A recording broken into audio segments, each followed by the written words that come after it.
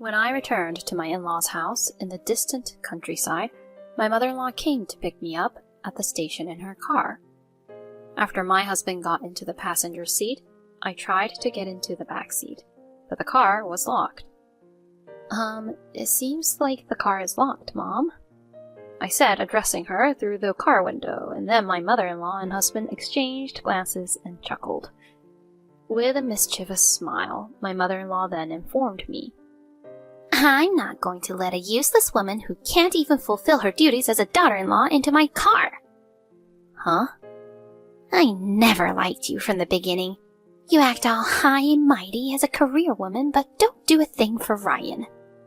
I tried to open the car door, but it remained locked till the end. From the passenger seat, my husband smirked and said, "You should learn from this and reflect on yourself a bit. Walk 3 hours back home." I reached my breaking point at that moment. What's up with this mother and son duo? I'm not going to listen to them anymore. I don't care anymore. "Got it," I said it with a strained voice, and my mother-in-law and husband burst into laughter, closed the window, and drove off. An hour later, my husband found himself in a tough spot with me. My name is Kelly Sampson. I'm a 31-year-old working wife. I'm fluent in Spanish and work for a multinational company. Work has been busy but fulfilling, and I've spent my 20s completely devoted to my career. However, before I knew it, my 30s were just around the corner. With no boyfriend in sight, I couldn't help feeling a bit anxious. Yet, the idea of registering with a marriage consultation agency felt daunting. It became a routine for me to unwind at my favorite bar after work and ponder various things. It was during one of those moments that the bar's master approached me and said this. "What's wrong, Kelly? You look down." "Oh, I've been thinking about marriage lately, but I don't have anyone." "Oh, I see. It might be strange for a bartender to say this to a customer, but if there's no one else, how about me?" "Huh?" The bartender of that bar turned out to be Ryan Sloan, who would later become my husband. Ryan was 5 years older than me and had been managing the bar for 2 years.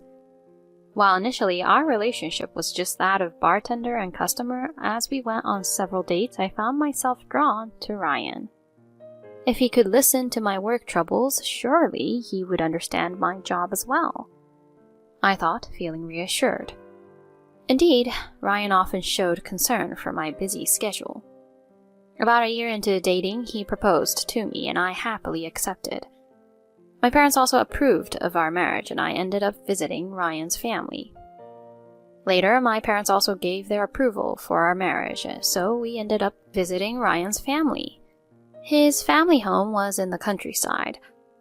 I was surprised to learn that it would take a 3-hour walk to reach the nearest train station. We rented a car in Ryan's hometown and headed to his family's house. Ryan's father had passed away early, and his mother lived alone in their apartment. Feeling nervous, I greeted to Ryan's mother, Michelle, upon meeting her. "Nice to meet you. I'm Kelly Sampson. I've been dating Ryan." At that moment, my mother-in-law looked me up and down, then said to Ryan, "Ryan, are you really planning to marry someone like her? I thought you'd bring someone cuter. She looks so plain." I was taken aback by her words. "And if you become his wife, can you really support Ryan, who's busy with managing everything? You'll quit your job, won't you?" I hurriedly explained that I work for a multinational corporation and have no intention of quitting my job. "Is that something worthy of being called a daughter-in-law? You work for some multinational company or whatever, but you're still inexperienced. Ryan, don't stick with a woman like her." I looked to Ryan as if seeking help, but he responded with, "Come on, Mom. Kelly earns well, and there's no harm in letting her continue her job." "She earns well, does she? Well, I guess that's all right then." Ryan's words had caused my mother-in-law's demeanor to harden, but I was feeling conflicted. "If you're getting married, don't slack off on your duties as a wife." In the end, I was granted permission for the marriage, but being told such things left me feeling uneasy. However, our home and my in-laws' house were 4 hours apart.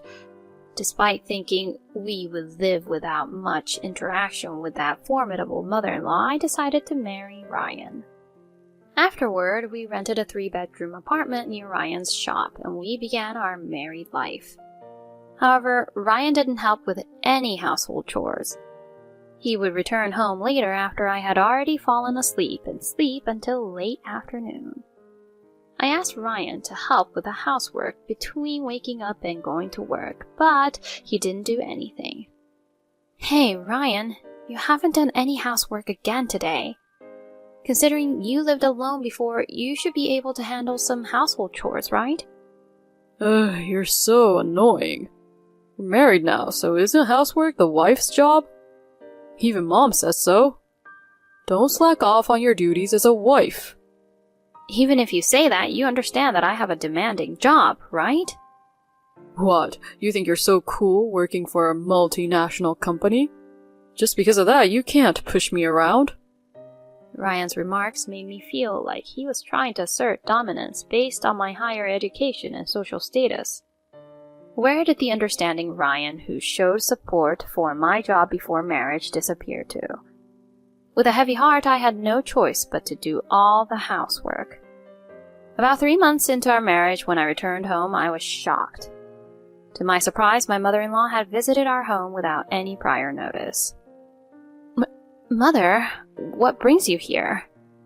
Oh, didn't Ryan tell you? I'll be staying here for the next 3 months to see if you're fulfilling your duties as a wife properly. What? Ryan, what does this mean? I looked at Ryan, but he seemed to be feigning innocence. From that day on, the 3-month cohabitation with my mother-in-law began. It was nothing short of hell. Every morning, I was the only one woken up early, and I had to do household chores under my mother-in-law's watchful eye. Hey, is tonight's dinner fish? Don't treat me like an old lady. Every day when I cooked and served dinner, my mother-in-law would make sarcastic remarks. There were times when she would even throw away what I had painstakingly prepared. On days when I had to work late, she would stand by the front door waiting for us. What's the matter with you taking so long as a daughter-in-law? Let me tell you, being a daughter-in-law means... This is how I end up being forced to sitting cross-legged on the floor and endure long lectures. Despite treating me like a slave, my mother-in-law still demands money from me. Hey, Kelly, I've been wanting to go see a live performance, you know. Give me money for the tickets. Well, even if you ask me suddenly like that... I came all the way to the city and you'd want me to enjoy myself, don't you think? You're such a stingy daughter-in-law. Then Ryan also says things like, Come on, it's not a big deal. Just give it to her. Reluctantly, I handed over the money and my mother-in-law snatched it away as if grabbing it forcibly. Over time, the money taken by my mother-in-law amounted to over $2,000 in 3 months. Of course, all living expenses were on our shoulders. My mother-in-law would only ask for money when it suited her, and she would casually make a mess in the room and spend her time as she pleased. Unable to bear with such treatment from my mother-in-law any longer, one day I decided to talk to Ryan about it. Hey, Ryan, your mom is being too much. If you're also my husband, do something about it. Ryan's eyebrows furrowed in response. What did you say? Are you planning to badmouth my mother? Huh? No, that's not it. You probably look down on me and Mom just because you make a little more money, don't you? I see right through you. What are you saying? As I expressed genuine confusion, Ryan responded. Anyway, Mom hasn't done anything wrong. She's just disciplining a bad wife like you. If you keep speaking ill of Mom, I have my own idea. Idea? At that moment, Ryan pulled out a pre-filled divorce form from his bag and slammed it in front of me. Ryan, is this... If you don't listen to me, I'm fine with getting a divorce. Just so you know, women as unattractive as you won't be desired by anyone if you leave me. With a dismissive snort, Ryan left the room. I silently looked down at the divorce papers. After the promised 3 months passed, my mother-in-law left. But our relationship remained strained. He still didn't help with household chores and constantly made snide remarks. I grew tired and stopped initiating conversations with Ryan. Eventually, the seasons changed, and it was year-end. Hey, this New Year's, we're going to my parents' place. Got it? Ryan just announced it without consulting me. But since I'm married, I have no choice but to comply. Reluctantly, I nodded. On the day we were supposed to visit his parents' house, we traveled by train, and my mother-in-law was supposed to pick us up from the station. When we arrived at the station, her small car was already waiting. Ryan got in like it was nothing, so I tried to open the back door. No matter how hard I pulled, it was locked and wouldn't budge. Mom, it seems to be locked." I called out to them through the car window, and my mother-in-law and Ryan exchanged glances and laughed. With a smirk, my mother-in-law informed me. I'm not going to let a useless woman who can't even fulfill her duties as a daughter-in-law into my car. Huh? I never liked you from the start. You pretend to be a career woman, but don't serve Ryan at all. Just open the door, please. I tried to open the car door, but it remained locked till the end. From the passenger seat, my husband smirked and said, You should learn from this and reflect on yourself a bit. Walk 3 hours back home. At that moment, I reached my limit. What's wrong with this family? I won't listen to them anymore. I don't care anymore. Got it! With a strained voice I said that, and my mother-in-law and husband burst into laughter, closed the window, and drove away. I just silently watched their car go. Well, time to go home. Instead of heading to my in-laws, I turned back and headed to the station. I couldn't bear the thought of going to my in-laws anymore. They'll probably be furious, but I don't care anymore. Spotting a train ticket, I immediately boarded. It had been about an hour since my husband and I parted ways. Then my phone rang. The caller was my husband. I ignored it and put my phone in my coat pocket. But the calls kept coming incessantly. He's relentless. Fed up with it all, I stepped out onto the deck to take the call. Hello? Finally you answered. Where are you? In a flustered voice, my husband asked, and I calmly responded. Why do you keep calling so many times? What do you want? After that, we were going to drive back, and I told my mom we'd go sightseeing. But then, we got into an accident. Huh? An accident? We got injured too, and dealing with the other party is a hassle. They're foreigners. They're furious and can't understand what we're saying. Aren't you good at Spanish? Can't you intervene? Oh, really? Are you even listening? They're driving a really expensive car and berating us in Spanish, and we're in trouble. Hurry up and come. Where are you walking right now? I'm not walking. Huh? I'm on the train now. Seems like we're entering a tunnel. Might lose signal. Huh? Are you kidding me? Are you really going home? Entering a tunnel was a lie, but I hung up the phone. And then I smirked. I went home, packed my bags, and immediately moved to a week-to-week rental. After settling in, I headed to a certain place. It was the first day back to work after the New Year's holiday. After finishing work and stepping outside the company, my mother-in-law leaning on crutches and my husband with his neck in a cast were waiting for me. Hey, what's going on? My mother-in-law and husband turned red, probably because of my displeased expression. The house is empty. You're not answering the phone. What are you doing? Stop messing around. I didn't want to cause a scene near the office, so I took them to a nearby cafe. Just because you got left at the station, you think it's okay to leave like that? Are you still a wife? My mother-in-law chimed in, trying to provoke me. Ignoring her, I ordered coffee, which seemed to annoy Ryan even more. You didn't come, so we had a hard time afterward. The police came and we ended up dealing with the other party directly. They're foreigners, you know? Oh, really? I'll let your attitude slide.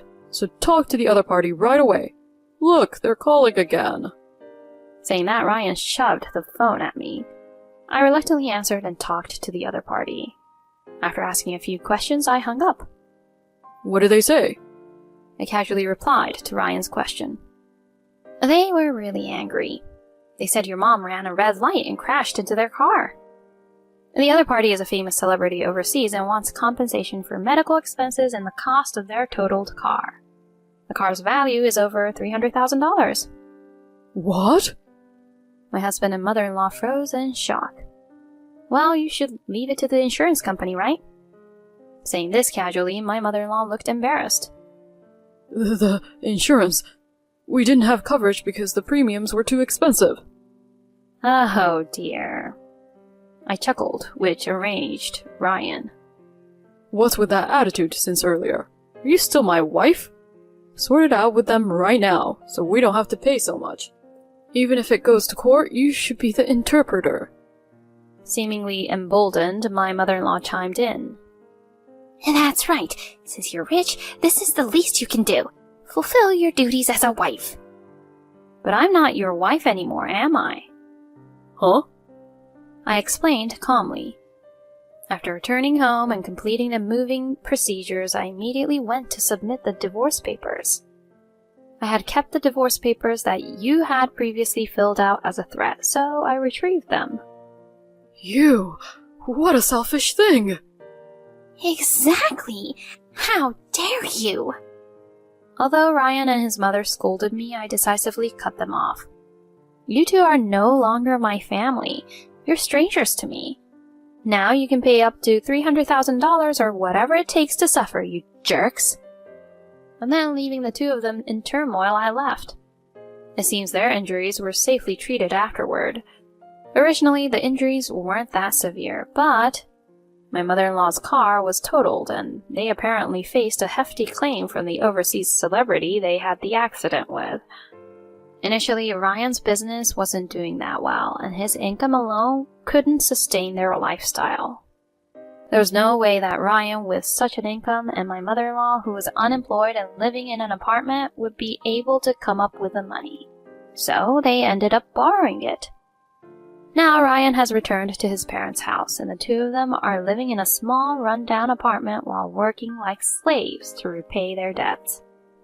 Even hearing that, I feel no sympathy. Rather, I'm living my life to the fullest. On the other hand, after my divorce, I lived alone for a few years and focused on my work. Thanks to the decrease in stress, I was able to achieve results at work and even got promoted. A faithful man I recently met through work has asked me to be in a relationship with marriage in mind. I intend to accept it. From now on, I want to pursue true happiness while valuing myself.